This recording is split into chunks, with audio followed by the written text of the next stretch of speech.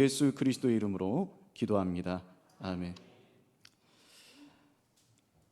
코로나19가 지난 8월 31일부로 이제 그 감염병 등급이 본래 이제 2등급이었다가 이제 4등급으로 낮아졌다고 합니다. 이렇게 되면서 이제 코로나 팬데믹이 아니라 엔데믹으로 거의 가까워지게 되었고요.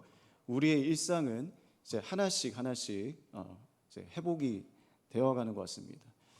이제 우리가 이렇게 마스크를 편히 벗고 서로 만나서 이렇게 예배를 드릴 수 있게 되었고, 그리고 또 식사도 이제 함께 할 수 있게 되었잖아요. 이 주일 또 점심을 먹지 못했는데 이제 우리가 점심도 함께 먹을 수 있게 되었습니다. 그리고 이제 뭐 어디 여행도 갈 수 있게 되었잖아요.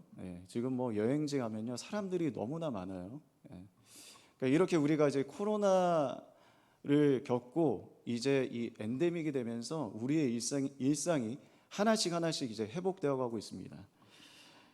근데 이 팬데믹을 우리가 겪으면서 그런데 사실은요 우리에게 있는 어떤 것이 약화되고 사실 회복이 필요한 부분이 있어요. 그것이 뭐냐면 바로 우리 신자들에게 어쩌면 가장 시급하게 회복되어야 하는 부분입니다. 바로 믿음이에요. 믿음이 약해졌어요. 최근에 실시한 한 통계 조사에 보면은요, 교인 1000명을 대상으로 설문조사를 했습니다. 그런데 이 응답자의 3분의 1이 이 팬데믹 기간에 자신의 신앙이 약해졌다라고 대답을 했다고 합니다. 교회 안에 생각보다 많은 교인들이 지금 이 신앙의 약화를 겪고 있어요. 저도 이제 몇몇 분들과 성도님들과 좀 이야기를 나누다 보면요, 코로나 이전보다 자신의 믿음이 좀 약해진 것 같다라고 그렇게 솔직하게 이렇게 말씀하시는 분들이 계십니다. 자, 이렇게 말씀하신다는 것은요, 믿음의 회복으로 나아가는데 희망적으로 그렇게 보일 수 있죠. 그러나 믿음이 약해진 상태에 있는데도 자신의 그러한 상태를 깨닫지 못하거나 믿음이 약해진 상태가요 너무나 오랫동안 지속이 되고 있는데 회복으로 나아가지 못하고 그냥 그 상태 그대로 고착화될 때에 문제의 심각성이 있어요. 회복의 필요성을 전혀 느끼지 못하고 믿음이 약해진 그 상태 그대로 머물러 있는 겁니다. 우리가 뭐 다른 이 코로나 이후, 이 팬데믹 이후에 어떤 일상의 회복도 우리가 중요하지만 그러나 이 어떠한 회복보다 우리에게 이 믿음의 회복이 정말 중요합니다. 믿음이 회복이 되면은요, 예배 회복도 있고 기도의 회복, 말씀의 회복, 교제와 섬김의 회복이 이루어집니다. 왜냐하면 예배, 기도, 교제, 섬김, 봉사 이 모든 것들은요 바로 믿음에서 나오기 때문이에요. 믿음으로 하는 일이기 때문에. 그래서 이 예배나 기도 생활, 뭐 교제, 섬김, 봉사가 지금 약화되었다면 그것은 다른 것에 있는 것이 아니고 우리의 믿음이 지금 약화되어서 나타나는 것입니다. 저와 여러분의 믿음은요 정말로 안녕하십니까? 말씀 앞에 우리가 다시 한번 이 우리의 믿음의 상태를 좀 돌아보고 점검해 보길 원합니다. 우리 영혼에 가장 시급히 필요하고 이루어져야 할 회복은 바로 믿음의 회복이죠. 이 약해진 상태가 고착화되어 버려서 좀처럼 회복으로 나아가지 않으려는 이 우리의 믿음이 다시 강해지고 자라가는 것입니다. 오늘 이 본문을 우리가 살펴본 본문을 통해서요, 우리의 약해진 믿음이 어떻게 다시 강해질 수 있는가, 자라가는가, 이 믿음의 회복이 이루어지는 방식에 대해서 말씀을 전하고자 합니다. 오늘 본문은 예수님께서 한 여인을 만나시면서 일어난 사건을 기록하고 있습니다. 본문 21절을 보면 예수께서 거기서 나가사 두로와 시돈 지방으로 들어가시니 라고 말씀합니다. 바로 오늘 본문의 앞단락에 보면은요, 예수님은 어디 계셨냐면 갈릴리 지역에 계셨습니다. 그러니까 이스라엘 땅에 계셨죠. 그런데 거기에서 나와서 두로와 시돈으로 들어가셨습니다. 이 두로와 시돈 지역은요, 갈릴리에서 북쪽으로 약 80km 떨어진 지역이었습니다. 오늘날로 보면 레바논, 지금의 레바논에 속해 있는 지역이었어요. 그런데 이 두로와 시돈 지역은요, 당시 유대인들의 기준, 이스라엘 땅의 기준으로 보면 이방 지역이었습니다. 이방인들이 살고 있는 지역이죠. 당시 유대인들은요, 이방인들을 부정한 존재로 여겼습니다. 이방인들과 자신들이 함께하면 그 이방인들 때문에 자신들이 부정해진다. 그 이방인들의 부정함이 자신들에게 오염되어서 자신들도 하나님께 제사를 드릴 수 없을 정도로 부정해진다라고 여겼어요. 그래서 유대인들은요, 이방인들이 있는 곳이나 이방인들이 사는 집에는 들어가지 않으려고 했습니다. 그런데 불가피하게 이 이방 지역에 들어갔다가 이 예루살렘으로 와서 성전에서 제사를 드리려고 하면 이 부정한 상태이기 때문에 반드시 정결 예식을 통해서 부정함을 씻어야 한다. 그런 상태에서 제사를 드려야 한다라고 생각했습니다. 그런데 예수님은 오늘 본문에서 어떻게 하시죠? 이 이방 지역인 두로와 시돈으로 들어가십니다. 예수님은 주로 이 유대 지역이나 갈릴리 지역, 이스라엘 땅에서 사역을 하셨습니다. 이스라엘 사람들, 이스라엘 백성들, 유대인들을 대상으로 사역을 하셨습니다. 그런데 왜 이 유대인들이 부정하게 여기는 이 이방 지역에 들어가셨을까요? 이에 대해서 본문은 우리에게 명확하게 왜 들어가셨는지 알려주진 않습니다. 그러나 예수님의 이러한 행동에는요, 어떠한 의도가 있고 목적이 있어요. 이것을 우리가 좀 문맥을 따라서 좀 생각을 해보면, 유추해 보면은요, 바로 앞단락에서 예수님은 유대 종교 지도자들, 즉 바리새인과 서기관들과 논쟁하고 있는 내용이에요. 그러니까 뭘 가지고 논쟁하냐면 이 밥을 먹기 전에, 식사를 하기 전에 손 씻는 문제로 논쟁하셨는데, 예수님은 이 바리새인과 서기관들의 이 외식을, 위선을 책망하셨습니다. 그러면서 이 마태복음 15장 14절에서 바리새인과 이 서기관들을 뭐라고 얘기하시면 너희는 맹인이다. 그렇게 말씀하시죠. 이 맹인이란 말은요, 이 바리새인과 서기관들의 불경건함 또는 불신앙, 그들의 거짓됨을 의미하는 말이에요. 그러한 상태에 있다는 것을 예수님께서 지금 책망하고 계십니다. 그러한 일이 있은 후에 예수님께서 지금 이방 지역으로 들어가시죠. 그리고 그 지역에서 이방 사람, 이 한 가나안 여인을 만나고 계시는 겁니다. 이제 우리가 살펴보겠지만 이 여인이 이방 여인인데도 불구하고 믿음이 있었어요. 예수님께서 이 두로와 시돈이라는 이방 지역에 들어가심으로써 그래서 뭘 보여주시냐면 이방 여인의 그 믿음, 그리고 그녀의 어떤 진실함, 그리고 유대인을 대표하는 유대 종교 지도자들, 바리새인과 서기관들, 그 서기관들의 불신앙과 거짓된 위선이 대조되어 나타나는 거죠. 예수님은 진실한 믿음, 참된 믿음이 무엇인지를 보여주시기 위해 이 이방 지역에 들어가셨어요. 존 칼빈 목사님이 오늘 본문을요, 이렇게 좀 해석을 하고 있습니다. 복음서들이 이 가나안 여인을 통해서 믿음에 주목할 모범을 우리에게 보여주는 것은 유대인들의 그 불경건, 불신앙이 도저히 눈뜨고는 못 볼 정도로 되어버렸기 때문에 그들이 약속된 구원을 박탈당하는 것은 마땅한 일이라는 것을 이 가나안 여인의 믿음과 대비를 통해서 우리에게 가르쳐주기 위한 것이다, 이렇게 해석을 했습니다. 그러니까 이스라엘을 구원할 이 메시아 그리스도가 오셨잖아요. 그분이 예수님이잖아요. 그런데도 바리새인들, 서기관들은 어떻게 예수님께 반응하죠? 예수님을 믿지 않죠. 예수님을 배척해요. 예수님을 미워하고요, 예수님을 대적하고 심지어는 예수님을 죽이려고 합니다. 그러나 반대로 오늘 본문에 나오는 이 가나안 여인, 이 이방 여인은 예수님께 어떻게 하죠? 예수님께 대한 믿음을 가지고, 예수님께 대한 진실함을 가지고 나아왔어요. 그러니까 예수님은 이 이방 지역에 들어가심으로써 참된 믿음이 뭐냐, 그 믿음의 모범을 드러내시고 우리에게 가르쳐 주시는 거예요. 당시 예수님을 따르던 12 제자들, 제자들과 그리고 오늘 저와 여러분에게 이러한 믿음으로 너희들의 믿음이 회복되어야 된다. 이러한 믿음으로 너희들이 자라가야 한다라는 사실을 우리에게 가르쳐 주시기 위함이라는 것입니다. 예수님께서 오늘 본문에서 만나는 이 가나안 여인은요, 공통 본문인 마가복음 7장에 보면 이렇게 소개됩니다. 헬라인이고 수로보니게 족속이다라고 소개되고 있습니다.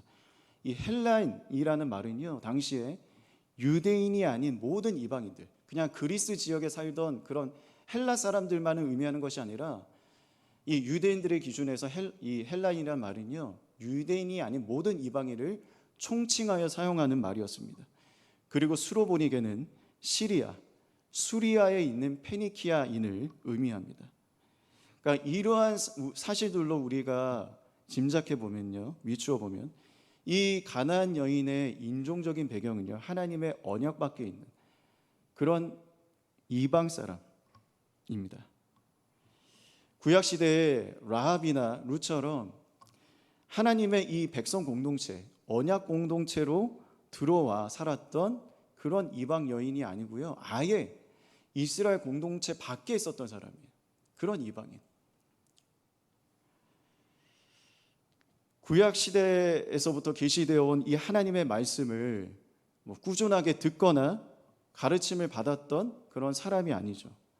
오늘날로 말하면 교회에 와본 적도 없고 교회에 와서 설교를 들은 적도 없고 말씀을 배운 적도 없는 그런 사람. 그런데 이 가나안 여인이 지금 어떻게 하고 있냐면 예수님께 나아온 것입니다. 이 두로와 시도는 이스라엘 땅인 갈릴리 지역에 인접해 있고, 또한 예수님께서 주로 사역하셨던 곳이 갈릴리 지역이었잖아요. 그래서 이 지역에서 사역을 하셨기 때문에 예수님께서 누구이시고 어떤 일을 행하셨는지에 대한 예수에 대한 이 소문이 이방 지역인 두로와 시돈에도 퍼져나갔을 것입니다. 이스라엘이 오랫동안 기다리던 그 메시아가, 그리스도가 왔는데 그가 와서 병든 자를 낫게 하고 귀신 들린 자를 치유하고 죽은 자도 살린다더라. 이러한 예수 그리스도에 대한 소문이 이방 지역에도 들어갔던 거예요. 그리고 때마침 예수님께서 어떻게 하시냐면 이 두로와 시돈 지방에 들어가셨던 것입니다. 예수님이 이 지역에 들어가셨는데 예수님께서 이 두로와 시돈에 오셨다라는 소식이 그 땅에도 이제 알려졌습니다. 그리고 이 소식을 들은 가나안 여인이 예수님께 지금 나온 것이죠. 그러면서 예수님께 나오면서 예수님을 뭐라고 부르고 있죠? 주 다윗의 자손이에요. 주 다윗의 자손. 여기 이방인이 예수님을 주 다윗의 자손이라고 부르는 이것은요, 너무나 놀라운 신앙 고백이에요.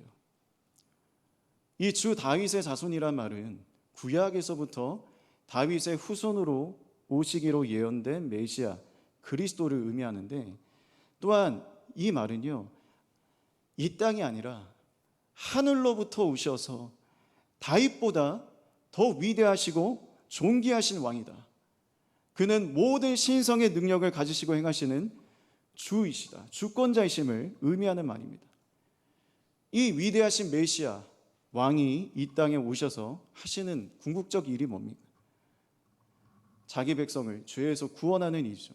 죄 가운데 눌러있는 자들, 이 죄로 인해 고통과 슬픔을 겪는 자기 백성을 구원하시기 위해 이 땅에 오셨어요. 이러한 예수님에 대한 지식을 이 가나안 여인은 어떻게 들었다는 거예요?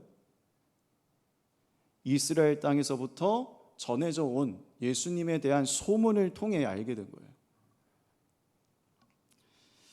예수님이나 예수님의 제자들로부터 직접 가르침을 받은 것도 아니고요, 예수님께서 행하신 사역을 그녀가 직접 본 적도 없어요. 그냥 소문만 들은 거예요. 전해져 오는 예수에 대한 소문만을 듣고 예수님께서 누구신지를 알고, 그래서 예수님을 아는 지식을 얻어서 믿음으로 지금 나와 고백을 하고 있는 거예요. 예수님을 모르고, 예수님에 대해서 모르고 의심하고 나온 것이 아니라 분명한 지식을 가지고 고백하는 이 실로 놀라운 신앙 고백이죠. 성도 여러분, 우리의 신앙이 왜 약해질까요? 우리가 왜 영혼의 영적인 침체를 겪게 됩니까? 근본적 이유는 뭐냐면 하나님과 예수 그리스도를 아는 이 지식이요, 어느새 우리 안에서 남아있지 않기 때문에, 하나님과 그리스도를 아는 지식이 우리 안에서 살아있지 않기 때문에요. 교회를 오래 다녔는데도 불구하고 여전히 하나님이 누구신지, 예수님이 누구신지 잘 몰라요. 말씀을 그렇게 오랫동안 들었는데도 불구하고 여전히 성경에 나타난 그 참되신 하나님, 참되신 그리스도를 알지 못하고 여전히 그리스도의 도의 초보에 머물러 있는 그러한 경우도 있죠.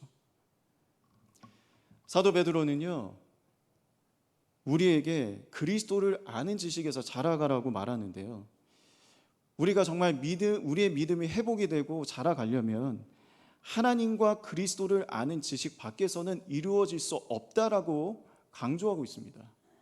하나님을 알아야 된다, 그리스도를 알아야 된다라고 우리에게 말하고 있어요. 우리 성도님들께 권면드립니다. 기회가 되는 대로요, 말씀을 많이 들으시고요, 공부하세요. 아니요, 사실은요, 말씀을 들을 기회를 사셔야 됩니다. 없는 기회가 없더라도 어떻게든 말씀을 들을 기회, 공부할 기회를 사셔야 돼요. 다음 주일부터 광고 드린 것처럼 이제 주일 오후 소그룹 성경 공부 모임이 시작이 돼요. 아직 신청하지 않으신 그런 성도님들 계시다면 이 기회를 사시기 바랍니다. 말씀을 듣고 공부할 기회를 사십시오.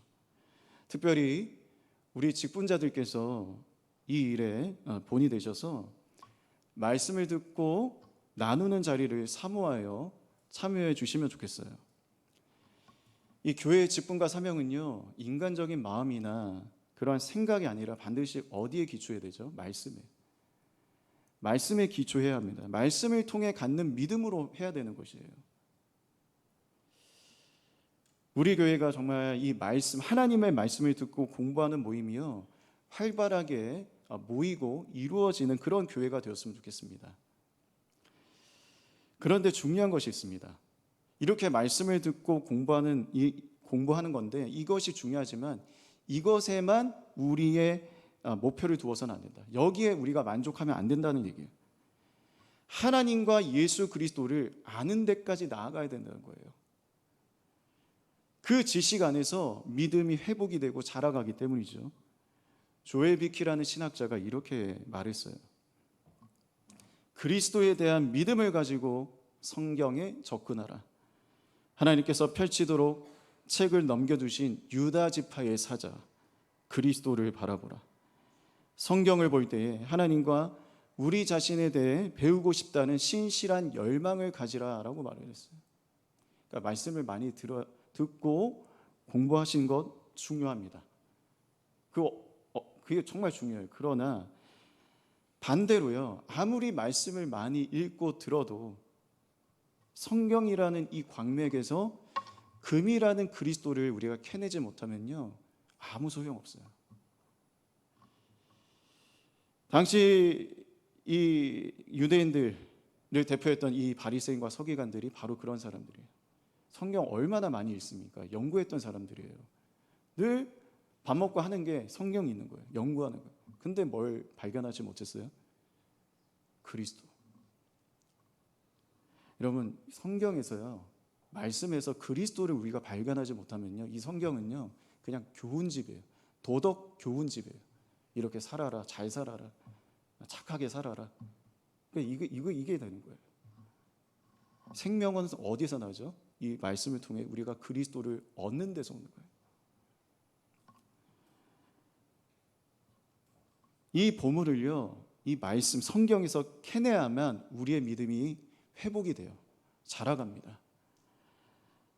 이 그리스도란 보물을 이 말씀에서 성경에서 우리로 하여금 캐내도록 도우시는 분이 계시죠? 누구시죠? 예, 성령이시죠. 성령은요, 진리의 영이십니다. 우리 안에서 그래서 진리 되시는 그리스도, 예수 그리스도를 증언하세요. 그렇게 하셔서 우리 안에서 믿음을 일으키시고 또한 일으켜진 그 믿음을 굳세게 하십니다. 성령의 도우심으로 그리스도를 아는 지식이 비로소 내 것 되게 하세요. 내 소유가 되게 하십니다. 그래서 내 것이 된 그 그리스도를 아는 지식이 내 마음과 인격에 깊이 뿌리 내리게 하세요. 그때 믿음이 자라나요. 성도님들, 설교자를 위해 특별히 기도하시되 이 강단에서 우리가 정말 알고 싶은 하나님, 우리가 정말 알고 싶은 예수 그리스도가 이 강단에서 온전히 전해지도록 특별히 설교자 가운데 성령의 도우심이 있도록 기도해 주시면 좋겠어요. 그리고 말씀 듣는 우리 성도님들 자신을 위해서 기도하십시오. 성령께서 오늘도 말씀 듣는 나에게 정말 이 선포되는 말씀을 통해 하나님을, 예수 그리스도를 더 깊이 알아가도록, 그래서 내 믿음이 약하여지지 아니하고 더 강하여지도록, 더 자라가도록 성령님 오늘도 저를 도와주십시오. 이렇게 기도하시기 바랍니다. 우리 주님을 더욱 알기를 소원하고 열망하는 마음으로 이 말씀을 듣고 또한 묵상하며 믿음이 더욱더 강하여지고 자라나는 이러한 은혜가 저와 여러분 가운데 있기를 바랍니다. 예수님께 대한 자신의 신앙을 고백하며 나아온 이 가나안 여인은요, 그냥 나오지 않아요. 지금 소리를 지릅니다. 여기 소리를 지르는 것은요, 문법적으로 보면 미완료 시제입니다. 무슨 말이냐면 한 번 소리를 지른 것에 그친 것이 아니고요, 계속 지금 소리를 지르고 있다는 거예요.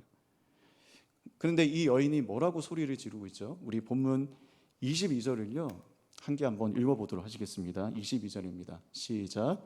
가나안 여자 하나가 그 지경에서 나와서 소리질러 이르되 주 다윗의 자손이여 나를 불쌍히 여기소서 내 딸이 흉악하게 귀신 들렸나이다 하되. 지금 가나안 여인은 예수님께 자신을 불쌍히 여겨 주시옵소서, 나를 긍휼히 여겨 주시옵소서 이렇게 간청하고 있는데요. 왜 그렇습니까? 지금 자신의 딸이 귀신 들려 있기 때문에 그렇습니다. 엄마인 이 가나안 여인은요, 딸이 귀신 들려서 지금 이 고통당하는 것을 보고 날마다 지금 지켜봐야 되는 거예요. 그리고 이 가나안 여인이 그렇게 고통의 나날을 지금 보내고 있었습니다. 이 귀신 들렸다는 것은요, 악하고 더러운 영이 한 인격체를, 한 영혼을 사로잡고 완전히 사로잡고 지배하는 상태를 말하죠. 마가복음 5장에 보면 거라사 지방에 군대 귀신 들린 사람이 나오잖아요. 이 사람이 어떻게 하냐면 고란과 쇠사슬을, 자신에게 몸에 메어진 이 고란과 쇠사슬을 끊는 그러한 엄청난 힘을 발휘하고 밤낮을 가리지 않고요, 소리를 계속 지르고 자기 몸을 상해하는 그러한 일을 했습니다. 이 인격이 온전한 상태라고, 어떤 정신 상태가 온전하다라고 볼 수 없잖아요. 이 가나안 여인의 이 딸도 이와 같았을 것입니다. 이 딸의 귀신 들림으로 이 가나안 여인도 지금 고통을 겪고 있는데요, 이 고통의 문제를 도무지 해결할 방법이 없는 거예요. 이 당시에 귀신을 쫓아낸다라고 그렇게 여겨지는 마술을 행하는 사람들, 소위 마술사들이 있었습니다. 오늘날로 보면은요, 무당과 같은 사람들이겠죠. 이러한 사람들이 귀신을 쫓아낸다고 하면서 마술을 이렇게 부리는데, 근데 그것은 귀신을 진짜 쫓아내는 것이 아니라 그냥 귀신을 잠깐 달래는 그런 속임수였습니다. 이 악한 영이, 귀신이 완전히 쫓겨나가는 것은요, 인간의 어떤 능력으로 되는 것이 아니죠. 아마도 이 가나안 여인은요, 고통 가운데 있는 이 여인은요, 이 귀신 들린 딸을 치유하기 위해서 마술사에게 찾아갔을 것입니다. 귀신을 쫓아내달라고. 그러나 귀신은 나가지 않았어요. 여전히 이 딸은 귀신에 의해 사로잡혀 있습니다. 그러던 중에 이 여인이 누구를 알게 됐죠? 예수라는 분을 알게 된 거예요. 알게 되고 믿음으로 나와서 지금 이 귀신 들린 딸을 두고 있는 이 자신을 불쌍히 여겨달라라고 간청하고 있습니다. 너무나 이 고통스러운 상황에서 이젠 희망이 예수밖에 없다. 예수님만이 자신을 도우실 수 있는 분임을 믿고 간청하며 나온 거죠. 행여 예수님께서 자신을 그냥 지나치실까 봐 소리를 지르고 있는 거예요. 그런데 예수님께서 이러한 이 여인의 부르짖음, 이 어떤 간절한 호소에 어떻게 하시냐면 반응하지 않으세요. 너무나 이상하죠. 우리가 알고 있는 예수님과 뭔가 좀 달라 보입니다. 자신에게로 오는 사람들을 예수님이 결코 내쫓지 않으시는 분이잖아요. 다 맞아주시는 분인데 이상하게도 오늘 본문에 보면은요 너무나 냉정하세요. 아무 반응도 안 하세요. 그냥 침묵하시죠. 저 소리를 지르는 여인, 저 여인을 나에게로 데려오라 라는 말씀도 하지 않으십니다. 그래서 여인이 어떻게 하냐면요 계속 그냥 나를 불쌍히 여겨달라고 그렇게 소리를 지르죠. 그런데도 예수님은 한 말씀도 하지 않으십니다. 예수님의 이러한 무반응과 침묵, 그리고 여인의 계속되는 이 간청이 긴장 구도처럼 지금 흘러가고 있어요. 이 구도가 계속 흘러가니까 함께 있던 제자들이 참지 못해서 예수님께 요청을 합니다. 저 여자가 계속 지금 소리를 지르는 우리를 따라오는데 예수님, 저 여자 좀 보내주십시오. 제자들은 이 가난한 여인이요 자신들이 계속 따라와서 소리를 지르니까 짜증이 난 것 같습니다. 자신들을 귀찮게 하고 성가시게 하는 저 미친 여자를 빨리 보내버려 달라고 예수님께 요구하고 있는 거예요. 지금 가난한 여인은요 예수님의 이 무반응과 침묵, 그리고 제자들의 이 박대와 업신여김, 어느 누구도 지금 자기 자신을 반기지 않고 자신에게 우호적이지가 않아요. 어떻게 나를 이렇게 받아주지 않나 라고 생각하면서 그만 이제 떠날 법도 한데, 돌아갈 법도 한데요 여전히 이 여인은요 계속 소리를 질러요. 나를 불쌍히 여겨주세요. 떠나지 않습니다. 이 여인이 떠나지 않고 간절히 지금 애원하는데 예수님은 이 간청에 응답하지 않죠. 정말 의아합니다. 우리가 알고 있는 예수님과 다른 분으로 보이죠. 예수님 왜 이렇게 반응하지 않으실까요? 침묵하십니까? 그리고 24절에는요 예수님께서 드디어 침묵을 깨고 이 여인에게 말씀하십니다. 나는 24절입니다. 나는 이스라엘 집에 잃어버린 양 외에는 다른 데로 보내심을 받지 아니하였다. 이게 무슨 말이냐면요 나는 너를 위해 여기 온 게 아니다라는 얘기예요. 좀 더 심하게 하면 나는 너와 상관없다. 너무나 냉정하지 않습니까? 대놓고 지금 여인의 간청에 지금 거절하고 계시는 거예요. 왜 이렇게 예수님께서 이러한 여인의 이 고통 가운데 있는 여인의 이 호소를, 이 간청을 예수님 왜 거절하십니까? 사실 이 거절에는요 우리가 이제 본문을 더 깊이 좀 들여다보면 이 예수님의 거절에는요 예수님의 이 여인을 향한 선하신 뜻이 있습니다. 목적이 있어요. 바로 그것이 뭐냐면 이 여인의 믿음을 더 강하게 하시려고, 더 굳건하게 하시려고, 이것을 위해서 예수님께서 지금 이 여인의 믿음을 시험하시는 거죠. 네, 테스트하시는 겁니다. 분명 이 예수님의 거절이요 이 가난한 여인에게는 시련으로 다가왔을 겁니다. 그러나 예수님은 그녀의 믿음의 강화와 연단을 위해 지금 시험하시는 거죠. 성도 여러분, 우리의 믿음은요 알아서 그냥 내버려 두면 자동적으로 자라나는 그러한 것이 아니에요. 우리 그 이유한 강사님 계시잖아요. 이 이유한 강사님이 개인적으로 헬스를 좋아하십니다. 헬스 이야기만 하면요 얼굴에 빛이 나고 막 생기가 돋아요. 예. 우리 교회 강도사님께서 부임하기 전에 근육이 많이 붙어 있었대요. 예, 막 우락부락 막 근육이 여기저기 막 있었는데 지금은 많이 빠졌대요. 근육이. 예, 운동을 못해서, 자주 못해서 근육이 빠졌다고 참 아쉬움을 그렇게 토로하시거든요. 여러분, 이 몸의 근육을 키우기 위해서 우리가 매일 헬스를 해야 되고 매일 꾸준히 운동해야 이 근육이 유지되고 단단해지잖아요. 믿음의 근육도 마찬가지예요. 그냥 생기는 게 아니라 단련, 연단이 필요해요. 믿음의 근육은 믿음의 시련을 통해 단단해집니다. 우리가 만나는 믿음의 시련은요, 여러 가지 것들이 있죠. 믿는 것 때문에 가족들한테 핍박을 당하고요, 경제적인 어려움을 당하기도 하고요, 이 세상의 이 메인스트림 주류에서 뒤처지거나 밀려나기도 합니다. 그러나 어떠한 시련보다 우리 신자들에게 있어 가장 견디기 어려운 게 뭔지 아십니까? 다른 무엇보다 내가 사랑하는, 내가 그토록 믿는 주님이 나를 거절하신 것처럼 느껴질 때, 나에게 침묵하시는 것처럼 느껴질 때입니다. 내가 그토록 간절히 기도했는데 응답이 이루어지지 않아요. 마치 내 기도를 주님께서 거절하신 것처럼 느껴질 때 너무나 큰 시련으로 우리가 다가오죠. 내가 기도를 계속 해야 되나? 이쯤 그냥 하고 그만둬야 되겠다. 야, 믿음은 다 소용없는 거네 라고 이렇게 포기하고 싶은 그런 생각이 들기도 해요. 그런데 이러한 믿음의 시련 가운데 주님께서 우리를 두시는 이유가 뭐죠? 우리의 믿음을 더 세우기 위해서, 강하게 하시기 위해서입니다. 가나안 여인의 오늘 이 본문에 나타난 믿음이요, 본래 강한 상태였다기보다는 예수님을 만나서 예수님의 이 시험과 연단을 통해 강하여진 거예요. 약한 믿음이 강한 믿음이 되고 작은 믿음이 큰 믿음으로 자라난 것입니다.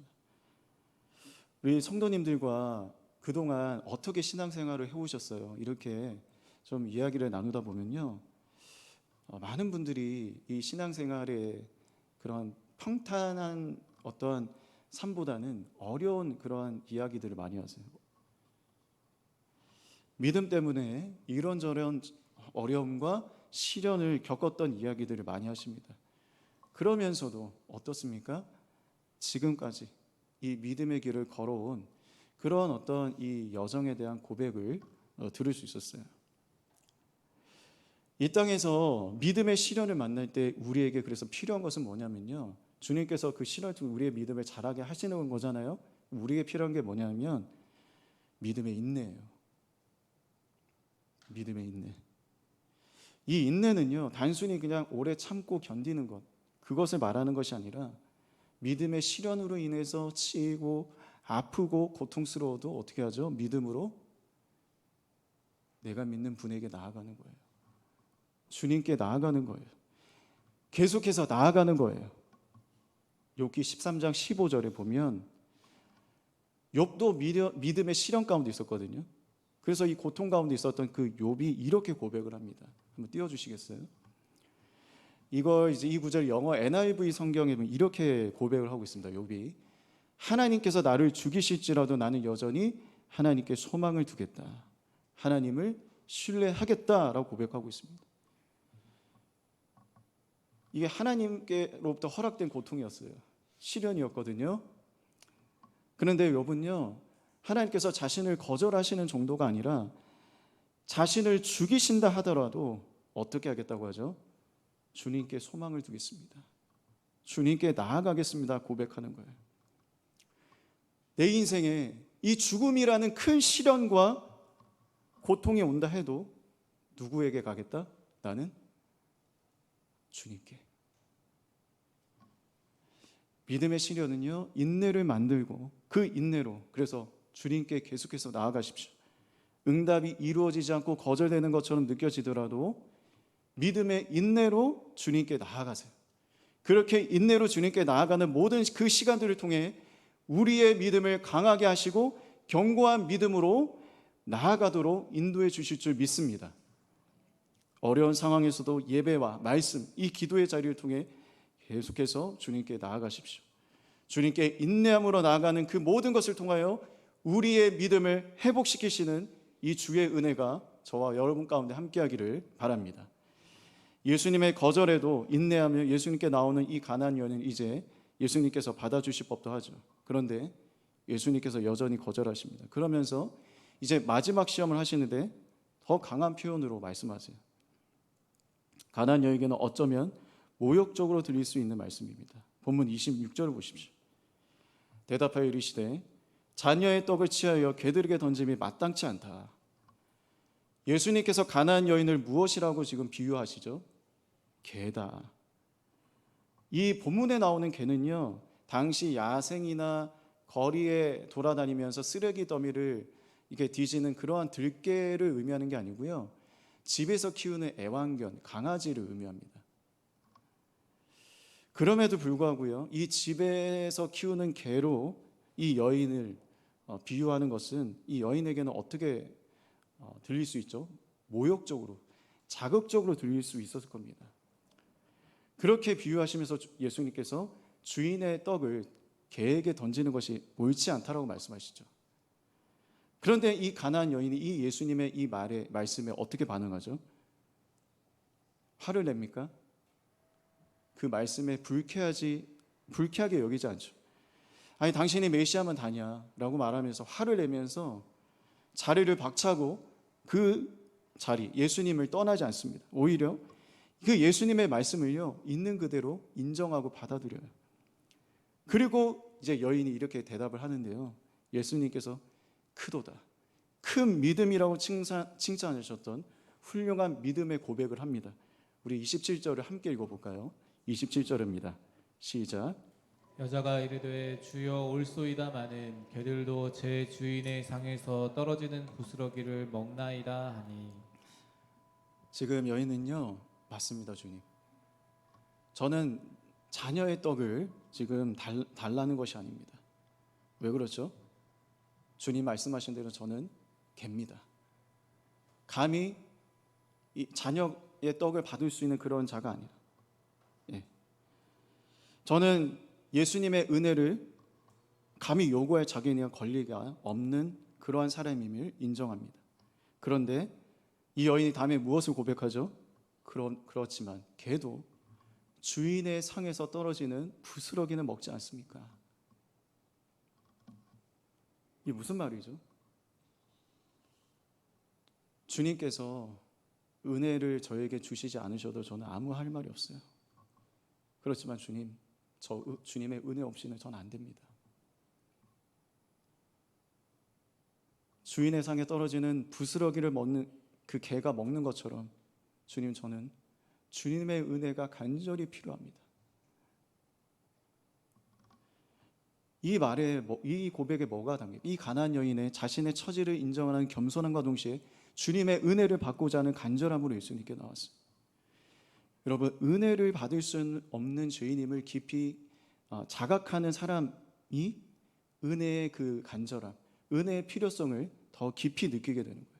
이 부스러기라는 표현은요, 은혜에 대한 이 겸손함과 간절함을 보여줍니다. 이러한 이 여인의 신앙 고백을 예수님께서 뭐라고 말해요? 크도다, 큰 믿음이다라고 인정하시고 그녀의 소원대로 그 귀신 들린 딸을 고쳐주셨죠.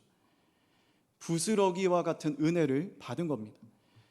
그런데 오늘 이야기는 사실 성경 큰 흐름에서 우리에게 앞으로 일어날 일을 미리 보여주는 그림자와 같습니다. 뭐냐면 바로 예수님 자신이 부스러기와 같은 은혜조차 받지 못하고 십자가에서 죽으셨기 때문에. 히브리서 12장 2절은 이렇게 말씀합니다. 믿음의 주여 또 온전하게 하시는 이인 예수를 바라보자. 그는 그 앞에 있는 기쁨을 위하여 십자가를 참으사 부끄러움을 개의치 아니하시더니 하나님 보좌 우편에 앉으셨느니라. 십자가는 잘 아시는 대로 당시 고대 지중해 세계에서 가장 모욕적이고 수치스러운 죽음의 형벌이었죠. 그런데 이 십자가의 죽음을 예수님은 참으셨죠. 그런데 십자가에서 예수님께서 가장 견디기 힘드셨던 것은 사람들의 그 자신을 향한 비방과 모욕이 아닙니다. 물론 그런 것도 있었어요. 그러나 가장 견디기 힘든 것은 자신이 사랑하시는 그 아버지의 철저한 외면과 거절과 침묵이었습니다.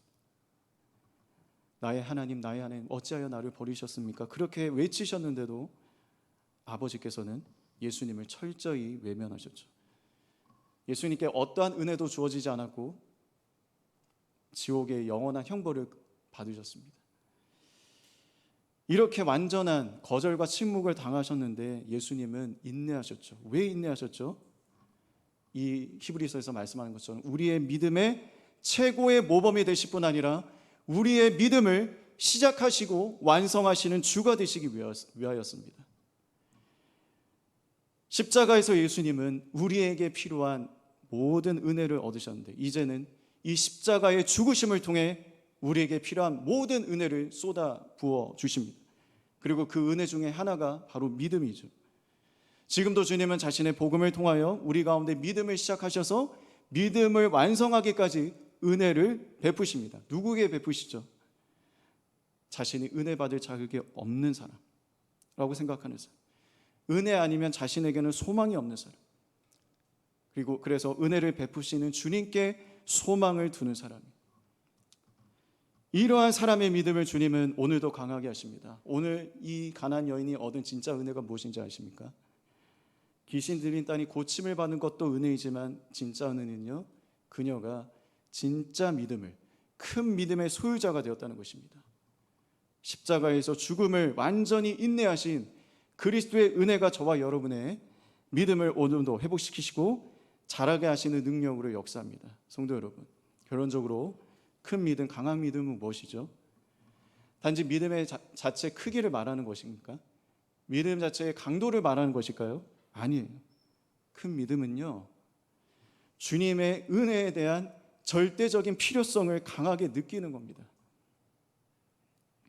은혜 아니면, 은혜를 베푸시는 주님이 아니면 나는 아무 소망이 없어서 주님을 찾습니다. 근데 주님이 나를 외면하는 것 같아요. 그럼 주님을 또 찾아요. 그 주님께 가는 것입니다. 주님의 은혜를 구하는 것이죠. 근데 또 구하는 것입니다. 나를 거절하시는 것 같고 침묵하시는 것 같아도 은혜에 대한 간절함으로 주님께 계속 매달리는 거죠. 바로 큰 믿음은 은혜를 베푸시는 주님께 대한 절대적인 의존이에요. 내가 이 은혜가, 주님의 은혜가 절대적으로 필요한 죄인임을 날마다 깨닫고 이 주님의 은혜를 향한 간절함, 은혜의 부스럭이라도 내게 달라고, 나 그거 없으면 못 살아요 주님, 그렇게 주님께 간절히 나오는 사람이 큰 믿음이에요. 이 간절함과 절박함으로 주님께 나오십시오. 성도 여러분, 은혜로부터 멀어지면 우리의 믿음은 약해질 수밖에 없습니다. 특별히 은혜를 받는 자리, 은혜의 방편인 말씀과 이 기도의 자리에서 멀어져 분이 계시다면, 이 예배의 자리에서 멀어져 있는 분이 계시다면 은혜를 받는 이 자리로 돌아오십시오. 이 자리는요, 그냥 만들어진 자리가 아니에요. 하나님의 아들이 자신의 하나밖에 없는 생명을 다 내어주시면서 희생시키시면서 하시면서 마련하신 은혜의 자리입니다. 너무나 값비싼 자리인데 우리는 이 값비쌈을 모르죠. 이 자리로 오시는 것은 믿음이 회복이 되고 자라가는 시작이 될 겁니다. 그리고 은혜를 받는 자리에 있더라도 주실 은혜를 사모하는 마음으로 오십시오. 간절한 마음으로 은혜를 베푸실 주님께 대한 큰 믿음으로 나아갈 수 있길 바랍니다.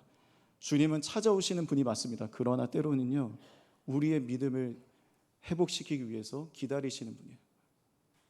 고통 중에 있던 가나안 여인에게 주님께서 보이셨던 그 거절과 침묵은요, 주님의 기다림이었습니다. 더 큰 믿음으로 나아도록 하시는 주님의 은혜로운 기다림이었죠. 주님은 지금도 기다리십니다. 그 주님께 간절함으로 큰 믿음으로 나오십시오. 믿음의 회복과 성장을 경험할 수 있는 은혜가 저와 여러분 가운데 있기를 주님의 이름으로 축원합니다. 기도하시겠습니다. 하나님 아버지 감사합니다. 오늘 말씀을 통해 다시 한번 하나님, 저희는 하나님의 은혜가 없이는 하루도 온전히 살아갈 수 없는 그런 하나님 자들임을 고백하며 나아갑니다. 주여 은혜를 베풀어 주십시오. 설사 하나님께서 우리를 거절하신다 하더라도 주님께만 소망을 두며 나아가기 원합니다.